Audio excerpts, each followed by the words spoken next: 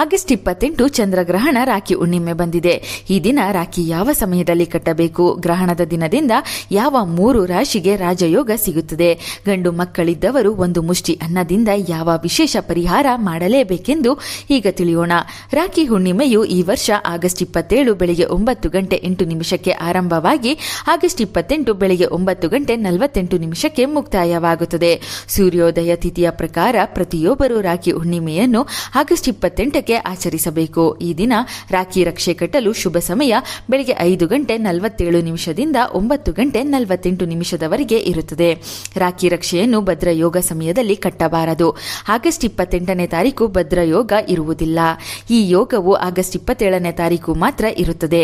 ಭದ್ರಯೋಗವು August 27 ಬೆಳಗ್ಗೆ 9:08 ರಾತ್ರಿ 9:32 ಇರುತ್ತದೆ. ಈ ದಿನದಂದು ಸಹೋದರಿಯರು ಬೆಳಿಗ್ಗೆ ಬೇಗನೆ ಎದ್ದು ಸ್ನಾನ ಮಾಡಿ ಮಡಿ ಬಟ್ಟೆ ಧರಿಸಿ ಸೂರ್ಯ ದೇವರಿಗೆ ನೀರನ್ನು ಅರ್ಪಿಸಬೇಕು. ಒಂದು ತಟ್ಟೆಯಲ್ಲಿ ಕಳಸ, ತೆಂಗಿನಕಾಯಿ, ವೀಳೆದೆಲೆ, ಅಕ್ಷತೆ, ರಾಖಿ ಜೊತೆಗೆ ಸಿಹಿ ತಿಂಡಿಯನ್ನು ಇಟ್ಟು ದೇವರಿಗೆ ತುಪ್ಪದ ದೀಪ ಬೆಳಗಿಸಿ ರಾಖಿ ಕಟ್ಟಲು ಮೇಲೆ ಹೇಳಿದ ಶುಭ ಮುಹೂರ್ತದಲ್ಲಿ ನಿಮ್ಮ ಸಹೋದರರನ್ನು ಪೂರ್ವ ಅಥವಾ ಉತ್ತರಕ್ಕೆ ಮುಖ ಮಾಡಿ ಕುಳಿತುಕೊಳ್ಳಲು ಹೇಳಬೇಕು. ನಂತರ ನೀವು ರಾಖಿ ಕಟ್ಟುವವರಿಗೆ ತಿಲಕವನ್ನು ಇಟ್ಟು ನಂತರ ರಾಖಿ ಅಂದರೆ ರಕ್ಷಣಾ ಸೂತ್ರವನ್ನು ಕಟ್ಟಿ ಆರತಿ ಮಾಡಿ ಸಿಹಿ ತಿಂಡಿಯನ್ನು ತಿನ್ನಿಸಿ. ಈಗಿನ ಕಾಲದಲ್ಲಿ ರಾಖಿ ಹಬ್ಬವು ಕೇವಲ ಅಣ್ಣ ತಮ್ಮಂದಿರಿಗೆ ಸೀಮಿತವಾಗಿರುವಂತೆ ಕಾಣುತ್ತದೆ. ಪುರಾಣಗಳ ಪ್ರಕಾರ ಪತ್ನಿಯು ತನ್ನ ಗಂಡನಿಗೆ ರಕ್ಷಾ ಸೂತ್ರ ಕಟ್ಟಬಹುದು ಎಂದು ಎಷ್ಟೋ ಜನರಿಗೆ ಗೊತ್ತಿಲ್ಲ. ಇಂದ್ರ ಮತ್ತು ಶಚಿದೇವಿಯ ಪೌರಾಣಿಕ ಕಥೆ ಇದಕ್ಕೆ ಸಾಕ್ಷಿಯಾಗಿದೆ. ಒಮ್ಮೆ ದೇವತೆಗಳು ಹಾಗೂ ರಾಕ್ಷಸರ ನಡುವೆ ಘೋರವಾದ ಯುದ್ಧ ನಡೆಯುತ್ತಿರುತ್ತದೆ. ಈ ಯುದ್ಧದಲ್ಲಿ ದೇವತೆಗಳ ಅಧಿಪತಿ ಇಂದ್ರನು ಸೋಲುವ ಭೀತಿ ಎದುರಾಗುತ್ತದೆ.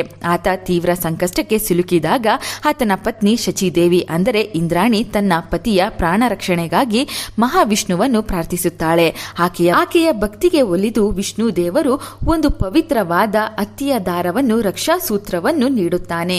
ಇಂದ್ರಾಣಿಯು ಆ ಪವಿತ್ರ ದಾರವನ್ನು ಮಂತ್ರಘೋಷಗಳೊಂದಿಗೆ ಇಂದ್ರನ ಬಲಗೈ ಮಣಿಕಟ್ಟಿಗೆ ಕಟ್ಟುತ್ತಾಳೆ. ಈ ರಕ್ಷಾ ಸೂತ್ರದ ಪ್ರಭಾವದಿಂದ ಇಂದ್ರನು ರಾಕ್ಷಸರ ವಿರುದ್ಧ ವಿಜಯಶಾಲಿಯಾಗಿ ಮರಳುತ್ತಾನೆ. ಈ ಘಟನೆ ಶ್ರಾವಣ ಹುಣ್ಣಿಮೆಯ ದಿನ ನಡೆದಿದ್ದು ಇದೇ ರಕ್ಷಾಬಂಧನ ಆಚರಣೆಯ ಮೂಲ ಎನ್ನಲಾಗುತ್ತದೆ. ಇದು ಪತ್ನಿಯು ಪತಿಯ ರಕ್ಷಣೆಗಾಗಿ ರಾಖಿ ಕಟ್ಟಿದ ಮೊದಲ ದಿನ ಹಾಗೂ ಉದಾಹರಣೆಯಾಗಿದೆ. ರಕ್ಷಾ ಸೂತ್ರ ಎಂದರೆ ಆಪತ್ತಿನಿಂದ ರಕ್ಷಿಸುವ ದಾರ. ಪ್ರಾಚೀನ ಕಾಲದಲ್ಲಿ ಯುದ್ಧಕ್ಕೆ ಹೋಗುವಾಗ ತಾಯಿಯು ಮಗನಿಗೆ, ಗುರುವು ಶಿಷ್ಯನಿಗೆ ಹಾಗೂ ಪತ್ನಿಯು ಪತಿಯ ರಕ್ಷಾ ಸೂತ್ರವನ್ನು ಕಟ್ಟುವ ಸಂಪ್ರದಾಯವಿತ್ತು. ಕಾಲ ಬದಲಾದಂತೆ ರಜಪೂತ ರಾಣಿಯರು ಪರಕೀಯ ಆಕ್ರಮಣಕಾರರಿಂದ ರಕ್ಷಣೆ ಪಡೆಯಲು ಇತರ ರಾಜರಿಗೆ ರಾಖಿ ಕಳುಹಿಸುವ ಪದ್ಧತಿ ಶುರುವಾಯಿತು. ಅಂದಿನಿಂದ ಇದು ಮುಖ್ಯವಾಗಿ ಸಹೋದರ ಸಹೋದರಿಯರ ಹಬ್ಬವಾಗಿ ಮಾರ್ಪಟ್ಟಿತು. ಆದರೆ ಶಾಸ್ತ್ರೀಯವಾಗಿ ನೋಡುವುದಾದರೆ ರಾಖಿ ಎನ್ನುವುದು ಕೇವಲ ಅಣ್ಣ ತಂಗಿಯರ ಸಂಬಂಧಕ್ಕೆ ಮಾತ್ರ ಸೀಮಿತವಲ್ಲ. ತನ್ನ ಗಂಡನಿಗೆ ಯಾವುದೇ ಕಂಟಕಗಳು ಎದುರಾಗದಿರಲಿ, ಆತನಿಗೆ ಉತ್ತಮ ಆರೋಗ್ಯ, ಆಯಸ್ಸು ಮತ್ತು ಯಶಸ್ಸು ಲಭಿಸಲಿ ಎಂದು ಪ್ರಾರ್ಥಿಸಿ ಪತ್ನಿಯು ಖಂಡಿತವಾಗಿಯೂ ಪತಿಗೆ ರಾಖಿ ಕಟ್ಟಬಹುದು. ಇನ್ನು ಈ ದಿನ ಚಂದ್ರಗ್ರಹಣ ಕೂಡ ಏರ್ಪಡಲಿದ್ದು ಈ ಗ್ರಹಣವು ನಮ್ಮ ಭಾರತದಲ್ಲಿ ಗ್ರಹಣದ ಆಚರಣೆ ಇರುವುದಿಲ್ಲ. ಈ ಗ್ರಹಣದಿಂದ ಪ್ರಕೃತಿ ಹಾಗೂ ಕೆಲವು ರಾಶಿಗಳಿಗೆ ಕೆಲವು ಶುಭ ಅಶುಭ ಫಲಗಳು ಪ್ರಾಪ್ತಿಯಾಗುತ್ತದೆ. ಈ ಬಾರಿ ಚಂದ್ರಗ್ರಹಣದ ದಿನದಿಂದ 3 ತಿಂಗಳುಗಳ ಕಾಲ ರಾಜಯೋಗ ಅನುಭವಿಸುವ ರಾಶಿಗಳು ಯಾವುವೆಂದರೆ ವೃಷಭ ರಾಶಿ, ಕನ್ಯಾ ರಾಶಿ ಹಾಗೂ ಮಕರ ರಾಶಿ. ಚಂದ್ರಗ್ರಹಣದ ಪ್ರಭಾವದಿಂದ ವೃಷಭ ರಾಶಿಯವರಿಗೆ ರಾಜಕೀಯ ರಂಗ ಹಾಗೂ ವ್ಯಾಪಾರ ರಂಗದಲ್ಲಿ ಉತ್ತಮ ಫಲ ಸಿಗುತ್ತದೆ. ಇಷ್ಟು ದಿನ ಇದ್ದ ಹಣಕಾಸಿನ ಸಂಕಷ್ಟಗಳಿಗೆ ವಿರಾಮ ಸಿಗುತ್ತದೆ. ಕೈಗೆ ಬರಬೇಕಾದ ದೊಡ್ಡ ಮೊತ್ತದ ಹಣ ಕೈ ಸೇರಿ ತಲೆ ಮೇಲಿದ್ದ ದೊಡ್ಡ ಹಣದ ಭಾರ ಕಡಿಮೆಯಾಗುತ್ತದೆ. ಬಂಧು ಮಿತ್ರರಿಂದ ಸಹಾಯ ಸಿಗಲಿದ್ದು ನೀವು ಮನೆ ಕಟ್ಟಿಸುವ ಕನಸಿಗೆ ಅಡಿಪಾಯ ಆರಂಭವಾಗುತ್ತದೆ. ಕನ್ಯಾ ರಾಶಿಯವರಿಗೆ ಗ್ರಹಣದ ಪ್ರಭಾವದಿಂದ ಶುಭ ಫಲಗಳೇ ಹೆಚ್ಚಾಗಿ ಸಿಗಲಿದೆ. 3 ತಿಂಗಳು ನೀವು ಕೈ ಹಾಕಿದ ಕೆಲಸಗಳೆಲ್ಲ ಯಶಸ್ಸು, ಅಂದುಕೊಂಡ ಕೆಲಸದಲ್ಲಿ ಜಯ, ವಿದ್ಯೆ, ಉದ್ಯೋಗ ರಂಗದಲ್ಲಿ ನಿರೀಕ್ಷೆಗಿಂತ ಹೆಚ್ಚಿನ ಶುಭವನ್ನು ಕಾಣುವಿರಿ. ಋಣಬಾಧೆಗಳಿಂದ ಸಾಕಾಗಿದ್ದ ಜೀವನ ಈ 3 ತಿಂಗಳಿನಲ್ಲಿ ಬದಲಾಗಿ ಅನೇಕ ರೀತಿಯ ಅದೃಷ್ಟದ ದಿನಗಳನ್ನು ನೀವು ನೋಡುವಿರಿ. ಸಾಲ ಮಾಡಿಕೊಂಡಿದ್ದರೆ ಸಾಲದ ಸುಳಿಯಿಂದ ಹೊರಬರುತ್ತೀರಿ. ಆರೋಗ್ಯ ಕೂಡ ವೃದ್ಧಿಯಾಗುತ್ತದೆ.